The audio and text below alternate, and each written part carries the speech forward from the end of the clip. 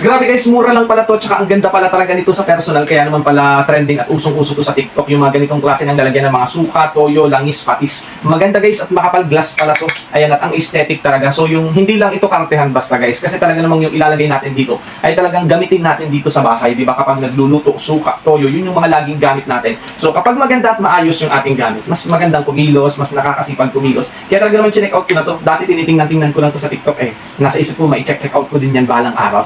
Kaya eto na check out ko na. At talaga namang ang ganda, nakakatuwa, talagang mapapakinabangan to ng sobra-sobra. Kung gusto niyo check out yun na, available na dyan sa Yellow Basket. So plastic yung cover pero glass itong body niya, tapos may cover siya dito. Ayan, so may cover kaya talaga namang safe at hindi magkakadumi yung mga laman natin. Yung mga laman nito, yung toyo, yung suka or yung mantika man na ilalagay natin dito. Ang ganda, nakakatuwa. Mura lang pala to guys. Kaya kung gusto niyo check out yun na, bawat bote, bawat bottle nito, may mga kasama siya nitong mga label na to. So pipili ka na lang, ididikit mo lang siya dyan, sticky nga pala to, kaya talaga namang napakaganda. Magiging maganda yung inyong mga kusina. Sisipagin ka magluto at magiging organized yung mga gamit mo, di ba? So sa mga mahilig dyan sa mga aesthetic at gustong maging maganda at organized yung mga gamit, eto, check out nyo to. Sobrang mura, kaya go check out na.